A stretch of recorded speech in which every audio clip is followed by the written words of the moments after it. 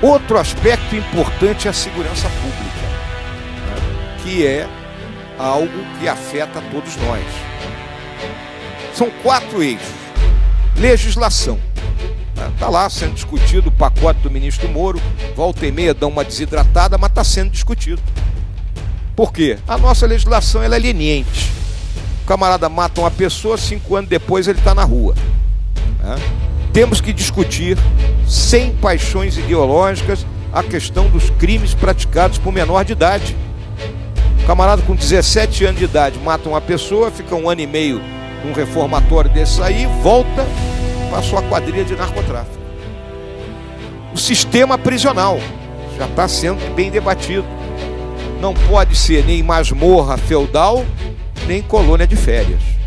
Prisão é lugar de reeducar e de separar os criminosos contundentes, criminosos contumazes, daquele que cometeu crime de menor capacidade.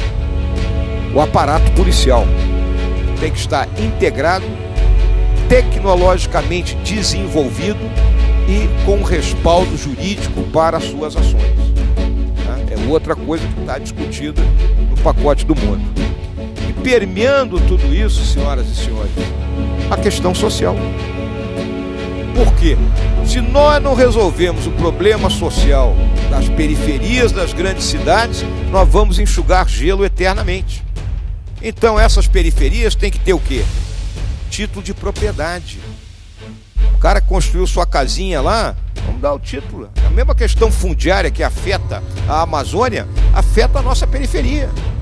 Então vamos dar o título de propriedade para o cara, vamos botar o cara no capitalismo. Ele pode depois pedir um empréstimo e ter a casinha dele como garantia, para botar um salão de beleza para a mulher, para botar uma birosca. Vamos botar casa com número, rua, casa, número. E não aquilo, não, eu moro na casa amarela, 4ª casa a partir da esquina do beco tal. Luz elétrica e não gato. Água encanada e esgoto. Isso é tarefa do Estado. Temos que fazer isso. E temos que cobrar dos nossos governantes isso aí. O Brasil no mundo. Eu tive a oportunidade de estar em Washington, em Pequim, no primeiro semestre. Agora, daqui a 15, 20 dias, vou à Itália, vou a Roma, né, por ocasião da canonização da irmã Dulce, né, e aproveitar para conversar com o pessoal da indústria italiana e, ao mesmo tempo, conversar lá no Vaticano. Vai estar ocorrendo o Sínodo da Amazônia. Então, existe uma visão positiva do nosso país, apesar das discussões últimas que ocorreram em torno da questão ambiental. E a questão ambiental é uma questão moderna. É a preocupação moderna, a sustentabilidade. Nós não podemos fugir disso aí. Nós temos condições de dar o exemplo, né, nessa questão. Eu sempre lembro, a nossa matriz energética é 88% renovável. O resto do mundo é só 25%. Ou seja, o resto do mundo queima petróleo, carvão, e nós somos os poluidores. Então, nós temos como nos apresentar como campeões da sustentabilidade. Outro grande problema que nós temos é a produtividade. Nossa produtividade é baixíssima. Até 1980 ela cresceu. Cresceu por quê? Porque nós tínhamos uma enorme quantidade de força de trabalho entrando. E hoje isso diminuiu. Nós estamos na inversão do bônus demográfico. Não é? A população economicamente ativa, ela começa a diminuir e o número de gente com mais idade começa a aumentar. Então, a nossa produtividade ela baixa. E aí, o que acontece? Quais são os entraves da nossa produtividade? Primeiro é a questão da infraestrutura que eu citei. E aí nós precisamos privatizar e conceder. Mas para privatizar e conceder, o que eu tenho que ter? Ambiente estável de negócios, segurança jurídica, e a capacidade de atrair os investidores, criando esse ambiente de confiança. Então, concessões de rodovias, ferrovias, portos, aeroportos, a própria questão da exploração do petróleo. Senhoras e senhores, vejam, em 2007, nós poderíamos ter avançado na exploração do petróleo do pré-sal. Hoje estaríamos nadando de braçada. Ficamos estagnados 12 anos por mera questão ideológica, gente. Não, tudo vai ser nosso, conteúdo local. Resultado, não avançamos em nada disso aí.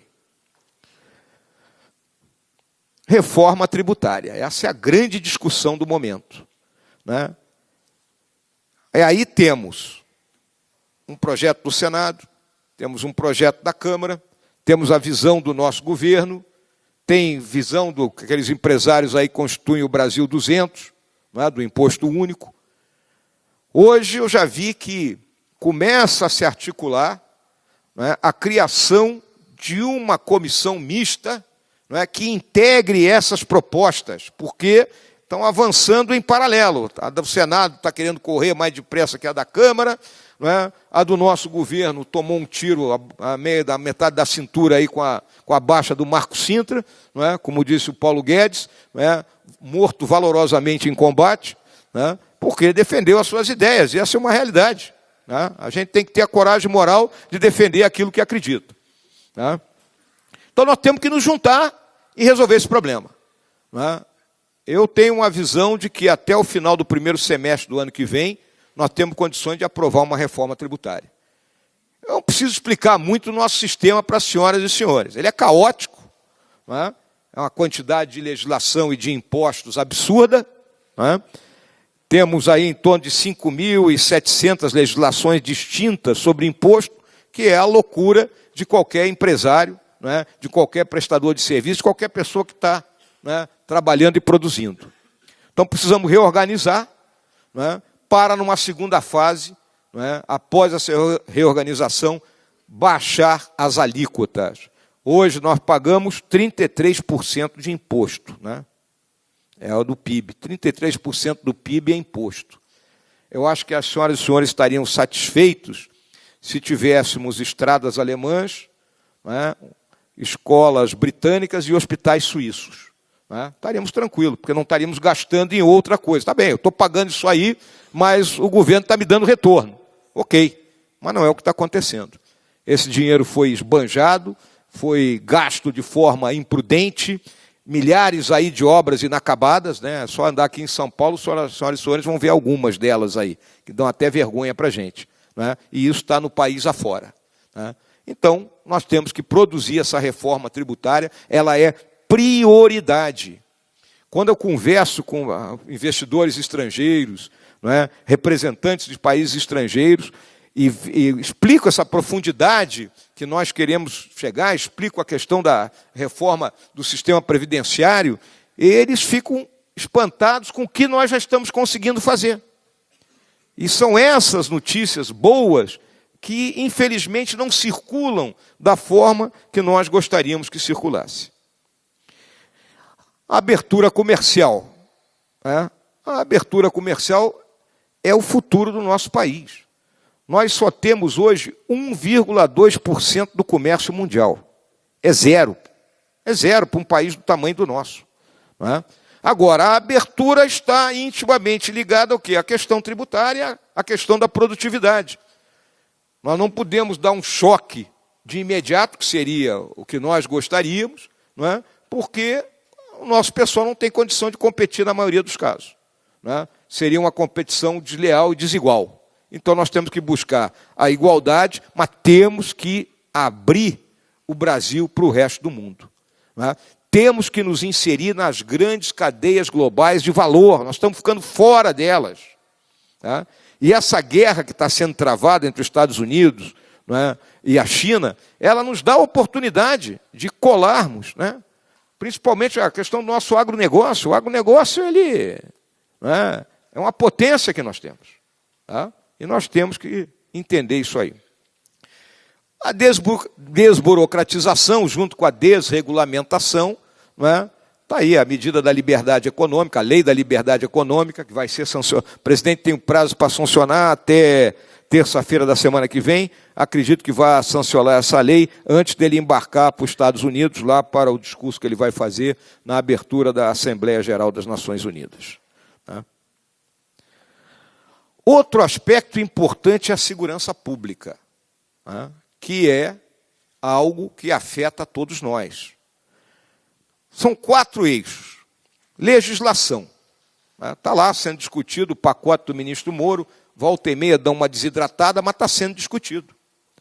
Por quê? A nossa legislação ela é leniente. O camarada mata uma pessoa, 5 anos depois ele está na rua. Temos que discutir, sem paixões ideológicas, a questão dos crimes praticados por menor de idade.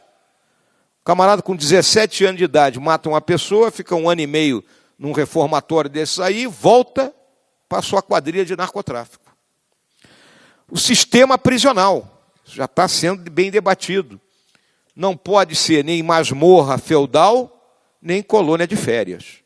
Prisão é lugar de reeducar e de separar os criminosos contundentes, os criminosos contumazes, daquele que cometeu crime de menor capacidade.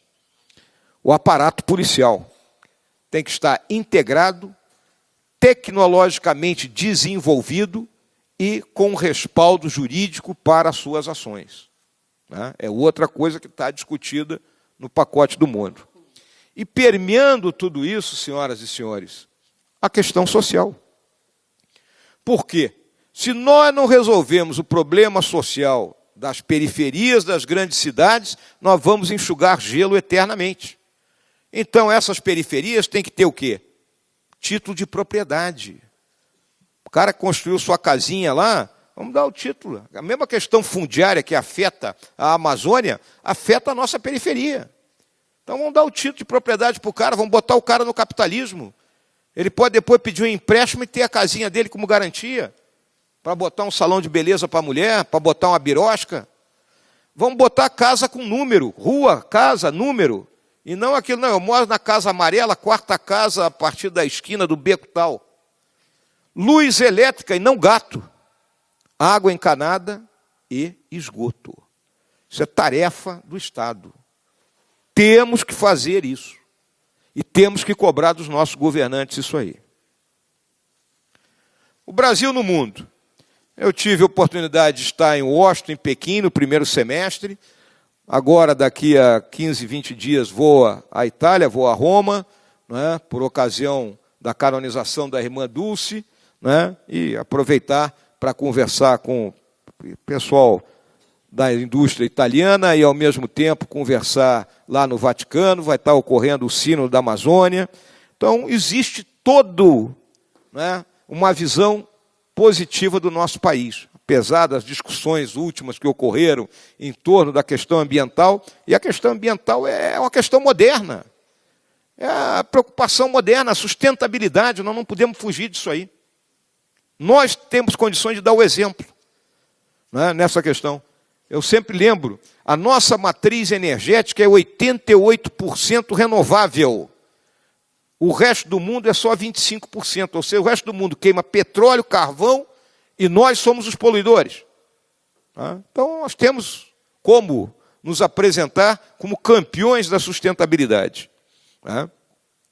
Esse contexto aí do acirramento das tensões entre Estados Unidos e China leva a que nós tenhamos uma posição pragmática e flexível.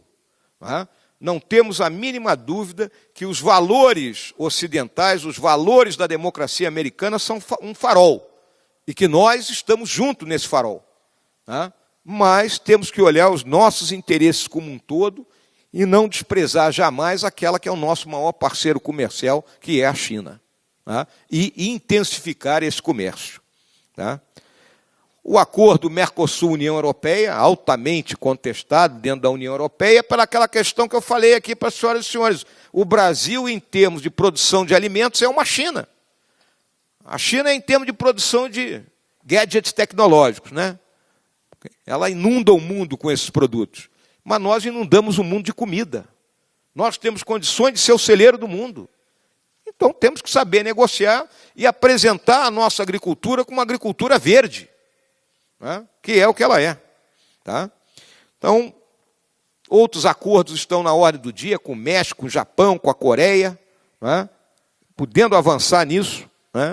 E, internamente, aqui, nós temos que mostrar essas nossas conquistas do lado de fora, porque ainda existe muita crítica àquilo que seria a política externa do governo do presidente Bolsonaro.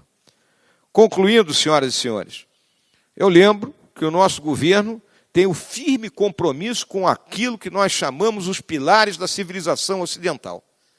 O primeiro deles é o Pacto de Gerações. Então, se nós não fizéssemos a reforma da Previdência, nós estaríamos rompendo esse Pacto de Gerações. Eu tenho certeza que meus filhos e meus netos iam olhar para mim e dizer: pai, o que tu estava fazendo? Então, não pode ser rompido em hipótese alguma. Nós temos que sempre deixar um país melhor, para aqueles que vêm depois da gente. Democracia. Nada fora dela. Com todos os problemas dela. É difícil negociar? É difícil negociar. Então, clareza, determinação e paciência. Sempre digo isso.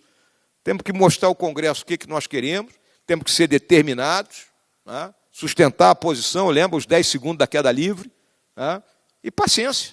Tem que ter paciência. Vai lá, fala uma coisa, volta. O cara diz que não quer, vai na imprensa, diz outra. Faz parte, é um jogo político. E olha que eu não sou acostumado ao jogo político, senhoras e senhores. Eu venho do Exército. Lá, manda quem pode, obedece quem precisa e tem juízo. Capitalismo. Não há fora do capitalismo. Não tem como sair disso aí. Não adianta querer achar que o planejamento centralizado, a propriedade coletiva, isso não deu certo. Não leva a lugar nenhum. O Estado de Direito. Lei vale para todos. O pau que bate Chico, bate Francisco. Não tem Silva mais igual que os outros Silva. Essa é a realidade. E não haver também aquilo que eu chamo a exacerbação do Estado de Direito. Muitas vezes eu vejo os nossos companheiros do Ministério Público exacerbando, achando que aquilo, na realidade, estão travando o país. Então, tem que haver bom senso nessas horas. E sociedade civil forte. As instituições da sociedade civil têm que pressionar os seus representantes dentro do Legislativo, têm que pressionar os eleitos, para que eles cumpram aquilo que prometeram em sua campanha política. Se não há isso, se não é aquela simplesmente, votei, daqui a 4 anos eu apareço de novo para votar, a coisa não funciona. Ações do governo, resumindo, agenda de produtividade, o problema fiscal, segurança pública e queremos estabelecer políticas de Estado que perdurem, dando norte para o país, independente do governo que venha no lugar do nosso. E não a mera política de governo que se extingue em 4 anos e deixa o abacaxi na mão daquele que vem depois. Lembro sempre dessa charge aí. Se eu perguntar aqui quem quer mudança, eu tenho certeza que todo mundo vai levantar o braço. Agora, quem quer mudar? Todos nós temos que mudar. Muito obrigado. Todos nós temos que mudar.